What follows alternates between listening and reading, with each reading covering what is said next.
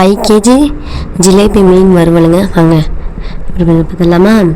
First மீன் அந்த மாதிரி தண்ணியில் எடுத்து போட்டுக்கிட்டு, அதுக்கப்புறம் அது இந்த மாதிரி மேலெல்லாம் அந்த இதை எடுத்து ரிமூவ் பண்ணணுங்க.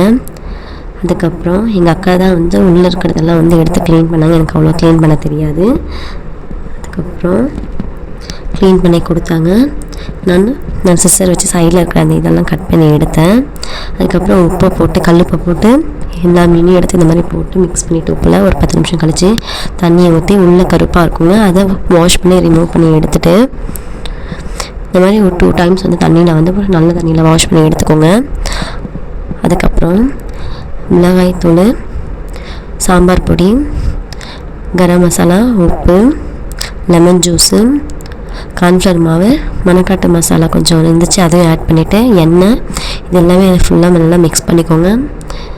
தண்ணி லைட்டாக ஊற்றி மிக்ஸ் பண்ணிவிட்டு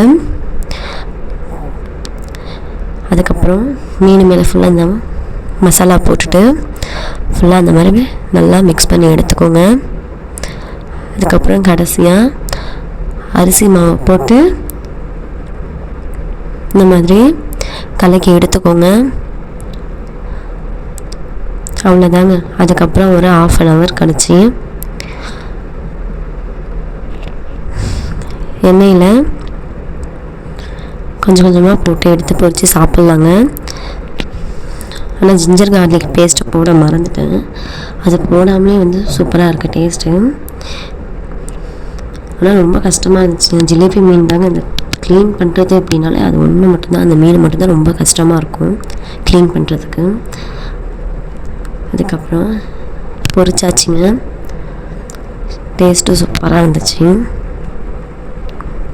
யாரெல்லாம் ஜிலேபி மீனை ஃப்ரை பண்ணி சாப்பிட்ருக்கீங்கன்னு சொல்லிட்டு கமெண்ட் பண்ணுங்கள்.